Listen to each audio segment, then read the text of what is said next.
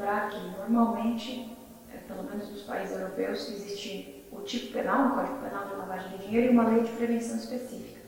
A lei do Brasil, ela mistura a parte penal, processual e preventiva numa mesma lei.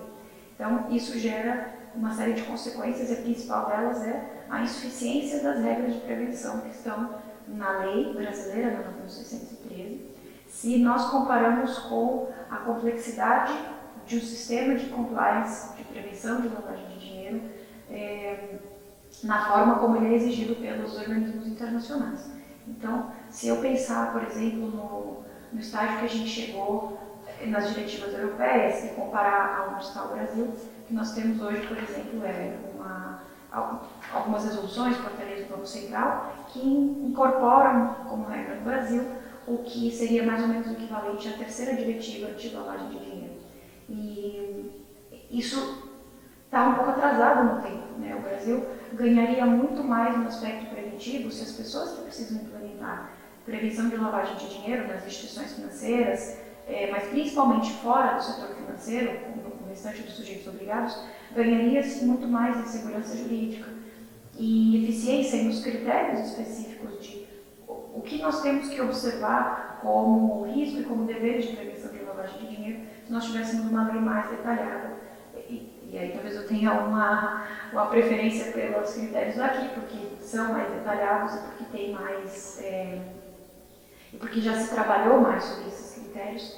Então, eu vejo que o Brasil precisa se atualizar bastante no critério das leis administrativas de prevenção da lavagem de dinheiro, no quesito dos critérios de comunicação, os registros de beneficiário final, a definição do que são pessoas politicamente expostas, a estrutura e funcionamento do COAF, que poderia estar regulada dentro do contexto da Lei de Prevenção de Lavagem de Dinheiro, para que fossem estabelecidos recursos, método de intercâmbio de informações entre sujeitos obrigados em dar de inteligência financeira.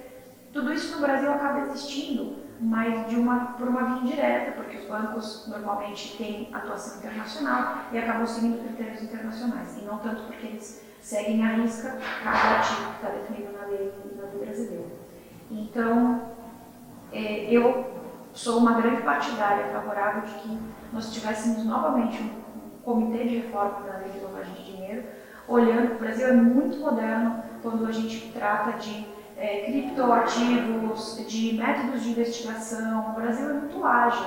Então, eu acredito que seria a junção de dois mundos ideais, essa agilidade e essa rapidez que o Brasil tem na hora de responder. Por exemplo, o PIX é uma coisa que é olhada, né, desde fora como algo super moderno.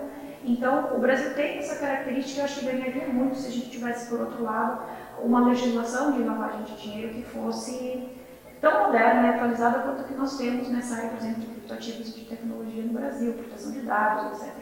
E eu realmente, repito, sou partidária de que a gente olhe para esses modelos internacionais como bons exemplos, como critérios de melhores práticas e adote isso para a nossa legislação, porque isso não só produz maior segurança jurídica para quem atua no âmbito da prevenção, como também ele ajuda os órgãos de investigação, porque tem clareza de que isso deveria ter sido investigado, isso deveria ter sido informado, e também as regras de sanção administrativa. Eu acho que se nós olhamos para um sistema como o espanhol, o sistema português, o sistema italiano, eles ganharam bastante em eficiência com essas diretivas europeias.